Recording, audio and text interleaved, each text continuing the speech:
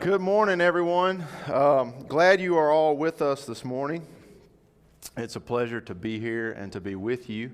For those who are watching online, welcome. We're glad you're here. We want you to know that you are as much a part of our family as those sitting in this room. You know, it's great for me when I hear from you that are watching online. People have reached out to me. I've seen some of you in the community. Some of you have called or texted and said that you are watching, and so that is an encouragement because it helps me, instead of just looking at these two cameras here, I envision you sitting there listening. So thank you. I want to say hello this morning to Miss Nina Geiger. Thank you, Nina, for speaking this week to me. Such an encouragement. Kyle and so many others that are watching. You may notice that my partner in crime, my cohort, Mr. Clay, is not here today. He's out of town, and so for better or worse, we're flying solo this morning. You know, it kind of feels like getting to take the car out, Dad's car out, for the first time without Dad. Yeah, by yourself, you know, like, oh man, where are we going to go today? You know, Dad's not kind of, or like if you're home by yourself, you know, with nobody there, and you can kind of do whatever you want with the TV remote, watch what you want. It's a little bit how I feel this morning. Miss Clay for sure. So Clay, we miss you. We love you. Be safe and hurry home. But a little bit of freedom here this morning to stretch out. So this morning we are getting into, as you know, we've been in the book of James. Absolutely one of my favorite books of the Bible. Also one of the most challenging to me personally, books of the Bible, because of the way James kind of lays things out, gets in your kitchen, gets in your grill, and kind of hits you with things that you probably already know, but you might also already struggle with. Now, this morning, James chapter 3, the heading is Taming the Tongue. So there may be some of you who don't actually battle that. There may be a lot of you or a few of you in here who have learned the mastery of the tongue. You've got that under control. You don't struggle with that in any form or fashion. I want to encourage you, if that's the case, please stand up, exit the back middle doors here. On your way out, you can find yourself into the women's life issues class. Certainly none of us have that mastered. Or you can head down to get some coffee and donuts if you've mastered both of these. Taming of the tongue. Nobody's getting up and leaving, so I'm assuming we all battle that, including the teacher. I want to ask you this morning, what are some ways that you struggle with, or some ways that we as human beings struggle with our tongue? It's not actually cuss words, it is opposing my will on you with my tongue. Correct. Justin said it's not necessarily just cuss words, it's imposing my will on you with my tongue. What else? So many others. Speaking negativity, great, that's a good one. You speak things into existence like that. Yeah. That's right. That's right. What else? Linda, I think, did you say something? Oh, gossip. Gossip, that's a big one. Bullying in a form of bullying, kind of like joking bad. Yeah. Yeah. Bullying, bad gestures with your voice. What else? I've got some written here. You guys have hit on a few of them already. What else? Any other ones we struggle with? Hey, bad language is one of them, right? That's plain and simple. You know, last Sunday morning, I was preparing for this class and trying to get stuff ready for our day. Most of my family was still asleep, and I was getting stuff in and out of Caitlin's car and, you know, doing all these different things. And as I shut the door in her car, and I don't know why this happened, but my thumb caught on the door, and it went with the door, and it got jammed in the door. Okay, so got a little reminder of that here.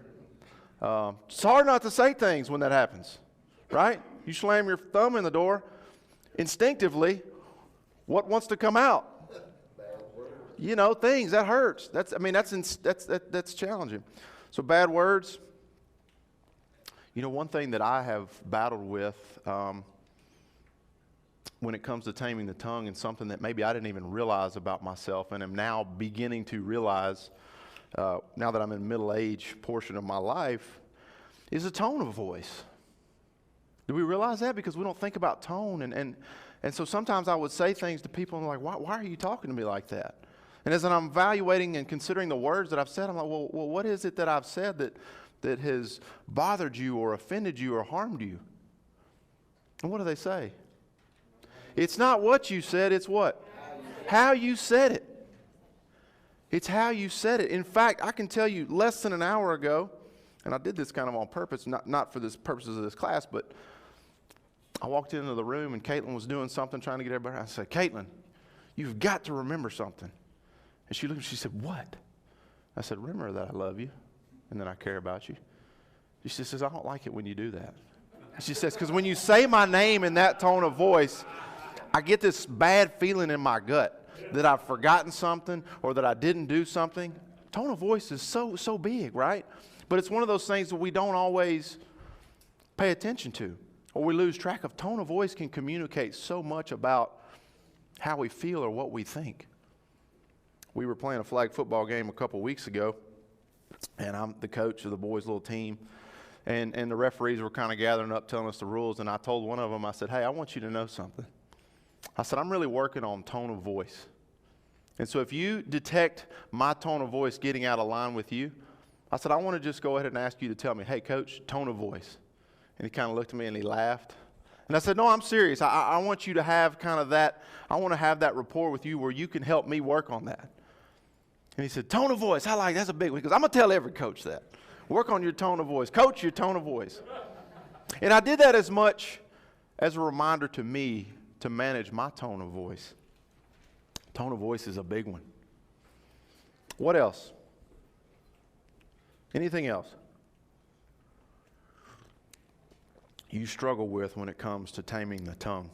I think not when you say that, it's not what you say, how you say it. It's not just tone of voice, it's also the wording that you choose to use.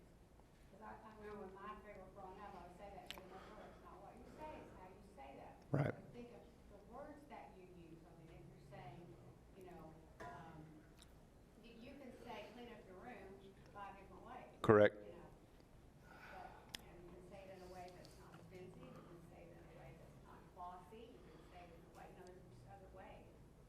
Correct. So not just the tone of voice, but the words and the way we construct what we say, the how we say it in terms of the words that we use. You know, one thing I think, okay, go ahead. Can lust be one, like whenever you're talking now, how the men talk, and I know women talk too. Now, when men talk, they say, man, look, she's so fine, you know, that be on your mind. That's a great segue into another one I have here, which is unwholesome talk. Yeah. Unwholesome talk. Let no unwholesome talk come out of your mouth. You know, I don't know what age it is as an adult to where they go, well, you know, he just doesn't have a filter anymore. The filter's gone, right? I mean, you've heard that. Well, she just says what she, you know, you got to watch her. You got to watch him. They just say what you think. And I remember a time we were, I don't even remember if I was actually there or one of my brothers was recounting the story to me, but they were in deer camp, and my brother was there, and my dad was there, and my granddad was there. And, you know, just normal camp, not a lot of extracurricular activities, probably just sitting around after dinner. And what happens? You know, people begin telling stories and jokes, and that's kind of that moment where we let our guard down. And I remember my granddad was probably in his late 80s at that time. He was a lifetime Marine, retired as a general, probably has seen and heard some jokes, some off-color commentary, a lot of which he chose not to share, but he was getting ready to share a joke, and he prefaced it with, well, I probably shouldn't share this with my grandson in the room, but I'm going to go ahead. And my dad says, Dad, then don't share it if you shouldn't share it with him in the room. Like, shouldn't that be kind of the marker of, I probably shouldn't say this? Like, yeah, you readily admit that you probably shouldn't share it, so you probably shouldn't go ahead and share that. Unwholesome talk. You know, if we find ourselves looking around over our shoulder to see who's present before we say something, that's probably an indicator of something we shouldn't say, right? I mean, if we have to lean in and go, all right, here's the deal. You ain't going to believe what happened. You're not going to believe what they said. Probably shouldn't share that, right? What about bragging? That's a good one, huh? See, Miranda told me to write that down, Justin. Lying or misinterpreting the truth. Now, if you say misinterpret or misrepresenting the truth, or, well, you know, we can kind of cast some gray areas there, right? How many deer did you see this evening? Few, right? See anything good? Nah, not much. Man, how many fish did you catch? Oh, we did good. We caught quite a few. Where were you? Over to the east. East of what? Well, you know, lying. Anything else? Anything else we struggle with? That's right. You know, taming the tongue is one of the hardest things for a human to do. I will tell you this about me. There's been a lot of times in my life where I've prided myself on, hey, you know, I won't say anything behind your back that I wouldn't say to your face. And so I'll go on ahead and I'll be one that I'll just go ahead and tell you what I think, right? Because then that way what? If I just tell you what, you won't have to what? You won't have to wonder. You'll know where I stand. You'll know how I feel. Right, Lee? You ever been that way? You knew I was like that? I'm not sure what gave it away. But then I think just because, and I heard this somewhere and I don't know where to appropriately attribute it. Maybe a bunch of people have told me this. But just because you can say it or will say it doesn't mean that what? That you should say it. Right? What if I look at Gary and I'm like, Gary, man, I just really don't like the way you parted your hair this morning. I'm just not a big fan of it. Okay. Well, that might hurt Gary's feelings. I mean, I know Gary. Gary's pretty tender heart. You know? I know when he parted his hair this morning, he's probably thinking, I got to do this just right so that people will like it and they will like me and they will accept me. And I'm over here thinking, well, I being somebody who, you know, does not maintain any doubt with how I think, feel about anything, will go ahead and tell Gary. That doesn't mean I need to say that. Gary, your hair looks awesome this morning. That was just an example. I just wanted to say that. Let's get into the, yes. For me, taming can go hand in hand with holding the tongue. Yeah. And it's like not being quick, you know, when you relate to that. Sure. Slow. Right. Well, you kind of dipping back, and I thought about this into chapter 1, verse 19, listening and doing, right? It goes back to that whole be slow to speak. See, that's my issue. Sure. I'm with you there. When I'm present, when I have thoughts or feelings or whatever, there's not a lot of empty air in the room. Do any of you have a tell, like a sign? It's like, well, you're have something you want to say, but you're not. Anybody? It's like, oh, I'm trying. Remember, the tongue is like, it's like trying to get out and say these words, but I know I shouldn't. But I'm just trying to hold back. Anybody have that? Anybody know? Caitlin, I have one. Go ahead, Justin. What you got? Yeah. Well, for me, what is it? You don't know? She just knows. She hasn't told you yet. She hasn't revealed it to you because she doesn't want you to cover it up. So Justin has a sign, but his wife won't tell him what it is. That way she can read. Caitlin's told me. Mine, man, there's a spot right on the top of my head that gets real itchy. Right there. And if I'm wearing a hat, I'll take my hat off and I'll start just scratching it. Just like scratching it. And it's just because there's things I want to say, but I'm like, I probably shouldn't say this in this moment. And in that moment, it just starts scratching and itching. Right? Donnie hums. He goes, you know, he does that. Me and Donnie could be like a bluegrass band. I'll be over here scratching and he'll be humming and yeah. Well, what happens then? Well, what's wrong with you, Grant? What do you mean? Why are you scratching your head like that? Well, because I'm trying not to say what I want to say because I know I shouldn't say it. Why are you being so quiet? Because you're never quiet. Well, because I'm trying not to say these things. Let's get into the chapter. We haven't even read a bit yet. That was a long lead-in to what we're talking about today. James chapter 3, verse 1. Not many of you should presume to be teachers. We touched on that a little bit last week, didn't we, Linda? My brothers, because you know that we who teach will be judged more strictly. Yeah. Why do you think he said that? Careful what you say. Careful what you teach. Yeah. You know, back in those times, I think being a teacher was an aspirational thing because it kind of gave you a position of authority, and people kind of liked what came with being a teacher, right? Kind of like, oh, everybody wants to be the coach when they win because, you know, everybody's like, hey, good job, coach. It was a position of respect. It was a position of kind of one of those places where you were looked upon fondly. It was a desirable position. And what James is saying, hey, be careful. Be careful when you desire to teach. Be careful why you desire to teach, right? Because why? Because a teacher, you have even greater responsibility because what? With your tongue, you having what? An impact on people, right? You're teaching them. You're helping them learn. You're guiding them and steering them. And you need to make sure that your motives are pure in that. There's a lot of responsibility. I feel that and have felt that this week. We all stumble.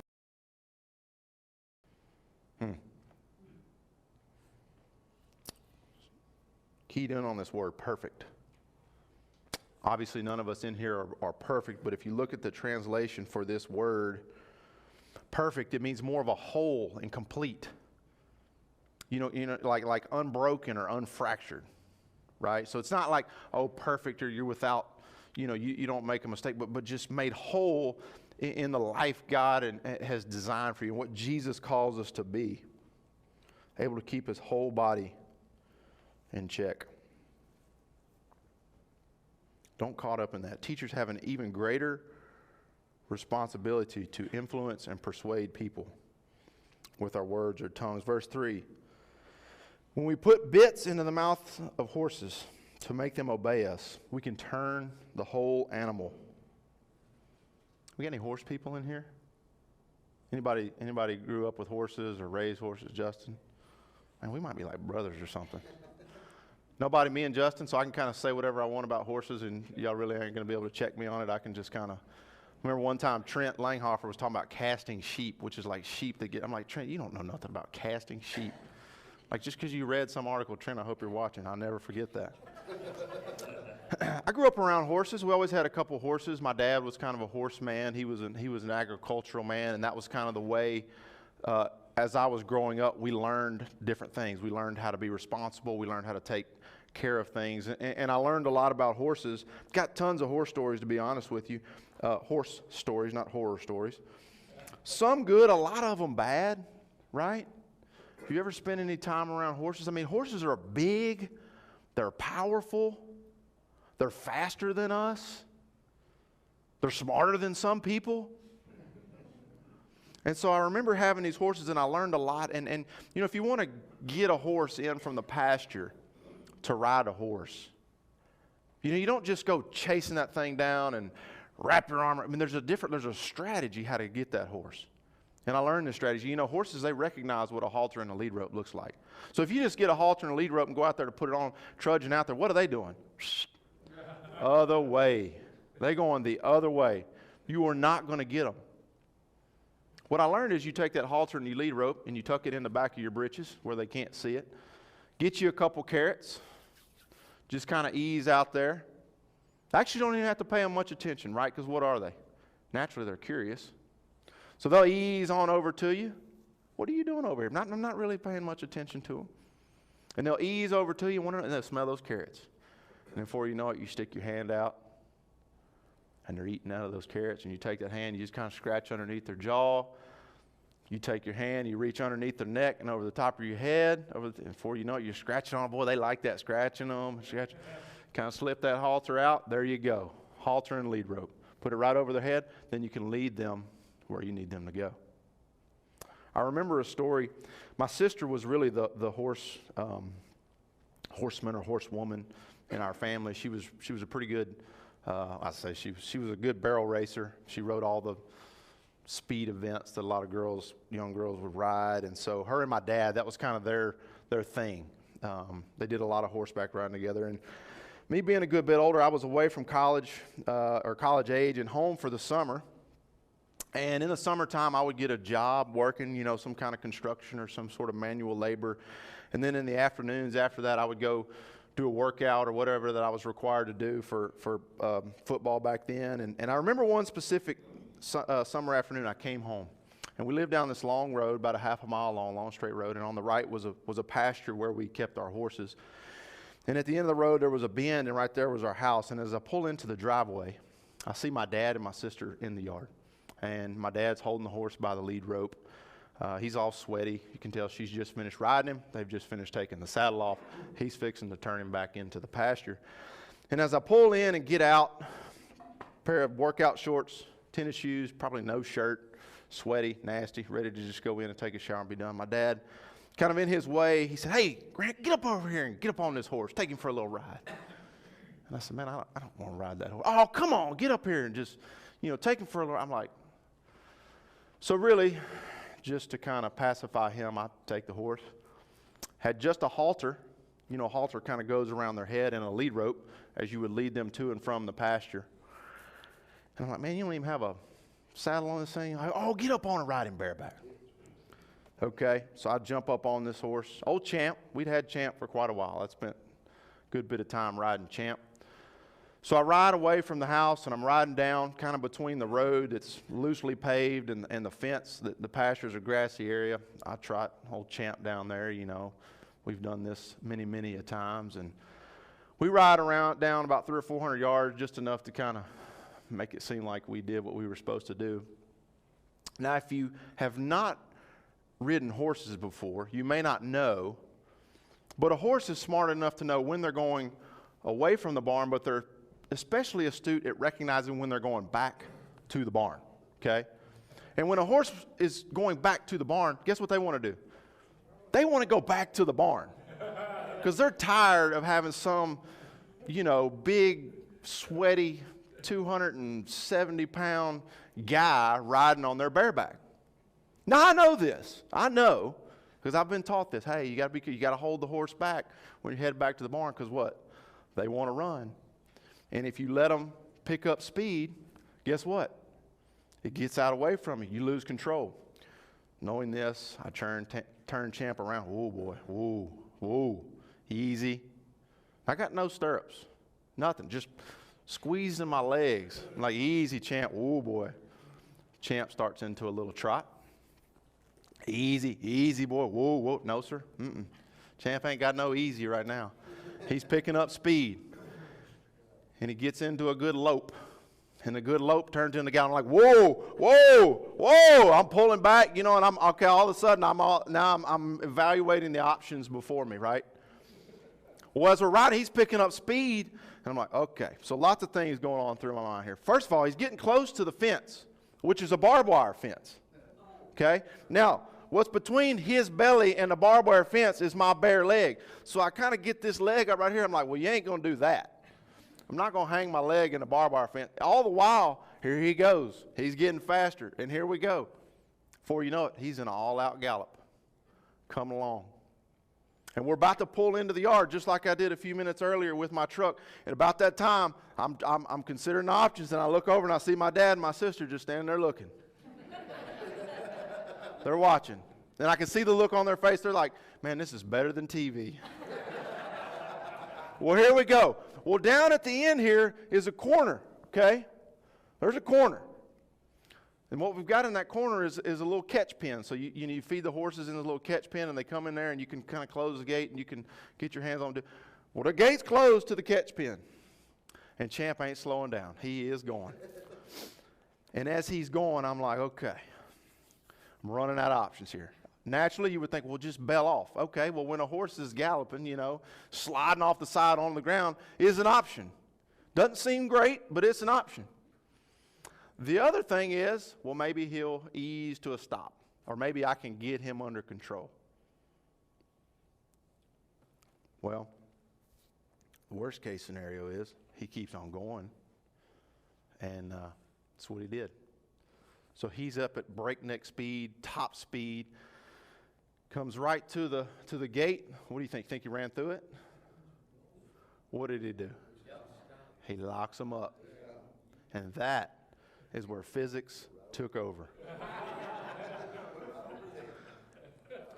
So he stops. I don't. I go right over the top. I mean, I can see this so vividly. I mean, it's like slow motion, like a cartoon. I go, what? When he stops, what goes down? His head goes down, and who goes straight over? Over and flop, right on my back. Now, the immediate evaluation, hey, Rick Lee, good to see you. I didn't even see you. How'd you sneak in on me like that? Flop on my back. Now, the immediate, taking stock of the situation is what? Am I what? Am I hurt? Am I alive? How bad is it? Okay? Well, in that instant when I was able to move my arms and legs, then it goes to what? Can I breathe? Once I realize, okay, I've still got what am I now? Mad. And what? Embarrassed. Because my dad and my sister, and they're all like, is he okay? Is he okay? Once I get up, their concern goes to what? Laughter. They're laughing at me, which ratchets up the old anger and embarrassment. Well, if you know anything about horses, if a horse bucks you off, what's the number one thing you got to do? You got to get back on that sucker. Guess what I did? Get back on that sucker. Now, I know Champ. I love Champ. Champ's been a great horse. He's never bucked me off. But guess what Champ did? Champ did what horses do when they are unbridled. You see, if you take a horse, you take that halter off and you put a bridle on. What does that bridle have on it? There's a difference between a halter and a bridle. Bit has what? Piece of metal bar. You ever seen it? It looks kind of uncomfortable. What can you do in that moment when you put that bit? You control him because you control his what? His tongue. See, in one moment he was this out of control force that was much more stronger, powerful, overpowered me than I could control. And I was mad at my dad. But now I'm thankful because 20 years later he's given me a talking point in a class about James 3. So thanks, Dad. Appreciate that. And I think about that moment riding that horse. And I think about how sometimes when our tongue is unbridled and out of control, and sometimes in our path we're carrying passengers. He was carrying me, and man, I didn't want to be there. I didn't want to be along for that ride. I really didn't. I really didn't want to get on that ride to start out with, but I begrudgingly I did. And sometimes I think about my role as a dad or as a husband, as much as a husband. And sometimes people are along with that ride with me, and when I'm unbridled, when my tongue is unchecked, the anger, the destruction, the embarrassment, the pain that can come when my tongue is unbridled. Take ships as an example. Although they are so large and are driven by strong winds, they are steered by a very small rudder wherever the pilot wants to go. Now, James mentions ships probably because he didn't have the foresight or had yet to meet Orville, the Wright brothers, and airplanes. Ships, airplanes, huge, big machines, vessels, equipment. You ever seen the rudder? Very small. Very small. Now, if Clay was here, he's much more, he is much more educated and skilled in how to teach you about flying airplanes. I've flown airplanes a little bit. Actually, I've flown one by myself a time or two. Taken off, landed. Kind of scary. Kind of scary. And at your feet are these two pedals that control the rudder. And before you get in that plane and take off, you go back there and you check that rudder. It's just this. And when you push your foot this way, it turns that rudder and it turns the whole plane. When you push this way, it turns the other way and turns the whole plane. And sometimes when you're flying a plane, there are external factors that you can't control, right? Now, I might can know about them. I might can consider them before I get into flight. But sometimes the wind changes, right? Or the wind will increase. And sometimes there may be more wind when I'm coming in for a landing. And I've learned about that. When you go in for the landing, you've got to consider the wind because factors may change. Or it may be different when you take off in Monroe than when you land in Little Rock. You have to consider those things. And so sometimes the smallest even rudder on that plane can turn that plane sideways. And you might even have to go in for a landing kind of at an angle, and it's crazy. And again, I'm not overly qualified. I'm more qualified to talk about this than Trent is about cast sheep. But you got to come in at an angle. And isn't that just the way our tongues are? I mean, such a small instrument that has so much control. Just like in a horse. I mean, a horse is known for power. I mean, that's how we talk about how strong our vehicles are, about horsepower, or how much it can pull, because it's powerful. And it can be controlled with just a small bit.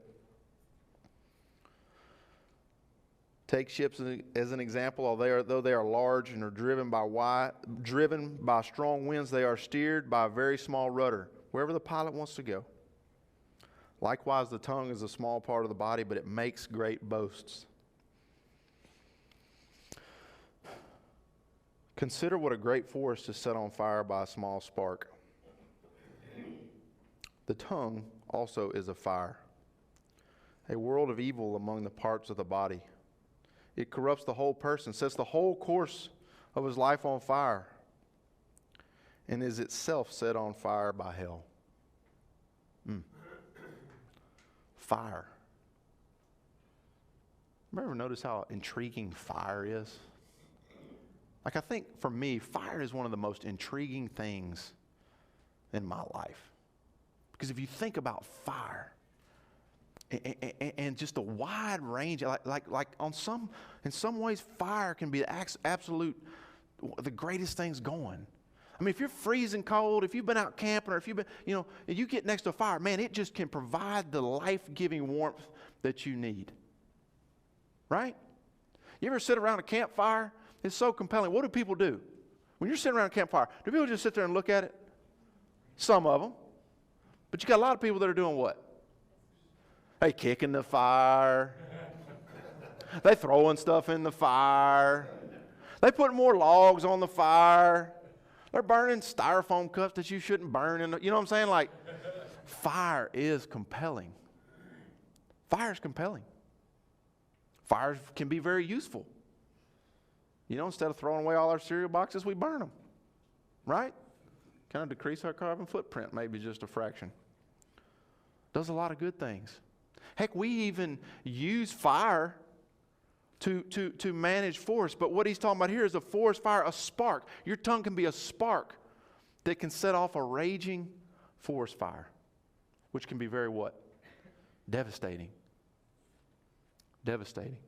I mean, we read and we see about the fires out in the Northwest, and people who are losing what? They're losing their homes. I mean, they're having to move. And what set off that fire? Even the smallest spark, right? Can set up a disaster that affects so many people. But I know you've experienced that on a small scale, right? What started the fire? Something sparked, something small. We experienced that a few years ago when a barn burned down. What started it? I don't know. Something simple, something very small, something spark. And in a moment, there's a fire raging that is out of control. And it does not discriminate. Fire doesn't say, well, I'm gonna go around the boat. I'm gonna leave the boat. It consumes all things in its path. And so our tongue is like that fire. How we talk to people. Verse 7, all kinds of animals, birds, reptiles, and creatures of the sea are being tamed and have been tamed by man. But no man can tame the tongue. It is a restless evil full of deadly poison. Whew. Whew. We've seen lots of animals tamed by humans, right? I mean, you see it everywhere. You've been to the zoo. You've been to the circus. You've been to SeaWorld, right? You've seen all kinds. Isn't it amazing? Birds. For so long. I mean, we tamed horses. So many things have been tamed, and yet the tongue. I mean, tamed lions. Like, who's the guy that was like, all right, we're going to tame this lion. I'm going to get in here and tame him, right? Bears, like, yep, let me get in there with the bear. I'm going to go ahead and get this guy tamed up. We're going to ride him. Seems like a terrible idea. In fact, you know, I remember a story also from when I was in college, probably had only been in college about a year or two. And some people were like, hey, man, what are you doing this weekend? I'm like, oh, no, what are y'all doing? Well, we're going to hear this guy talk. He's called the Duck Commander. I'm like, the what? I said, well, the Duck Commander. I said, what even is that? Well, it's this guy, he calls ducks, and, you know, they kind of do it. So I'm not kidding you. I was not a duck hunter. I'm like, okay, this is probably like one of those power team deals, you know, where like some people come in there and rip up phone books, you know, from Houston, and they do all these hokey things. And I was like, I ain't going to listen to that crazy guy who thinks he can talk to ducks. Lo and behold, years later, I would come to meet and know the man. Phil.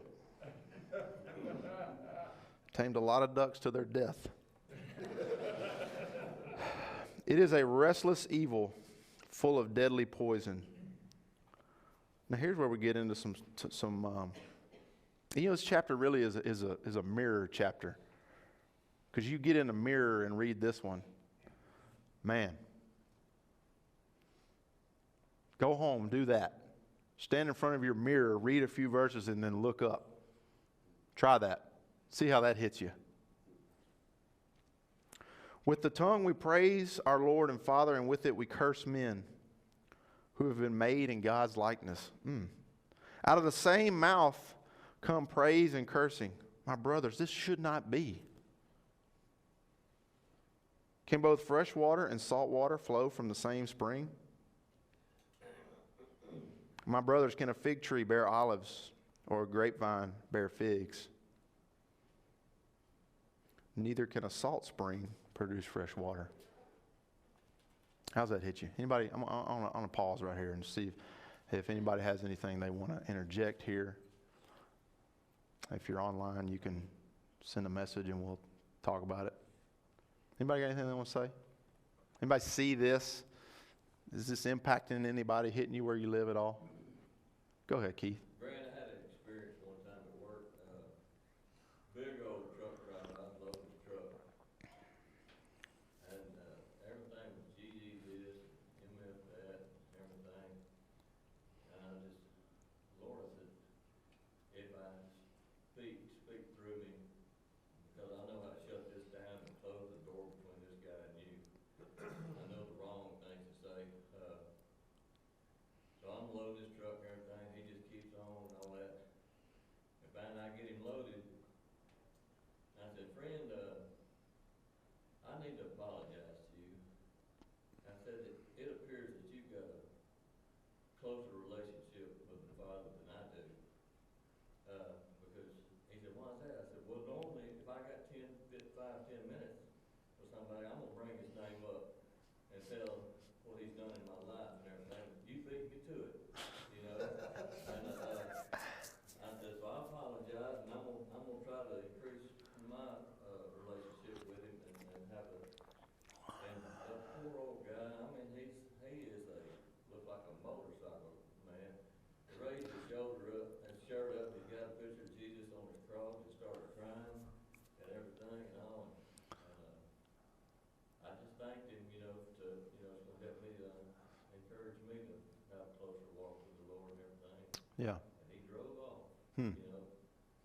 But I didn't, you know, the Lord had me say what he wanted to say. Sure. You know. And so the fella knew, and what I'm trying to think is, you know, I want this guy to know that I love him. Sure. I want him to sleep good tonight, and I want to sleep good tonight. I don't want to ruin his day and everything. And so when God spoke, it kind of worked all that out. To summarize for you guys watching what Keith said, he encountered a guy at work who was proclaiming the Lord's name in vain.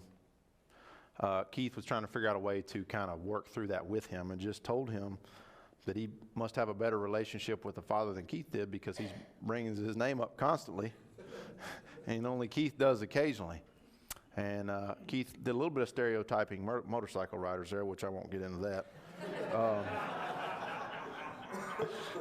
But he said the guy pulls up his sleeve and he's got a tattoo of Jesus on the cross. And at that moment, the man was convicted and came to tears. And so, I think the key to what you said there, Keith, is a couple things. One is that you ask the Father to speak through you. So many times I think we put the pressure on ourselves to rely on our own understanding and our own words. And probably, Keith, if you'd have said what you wanted to say, it would have been different, right? A little different. But I also think it goes back to what Chris said earlier in choosing the words that we use to communicate with people can have a tremendous impact on the outcome.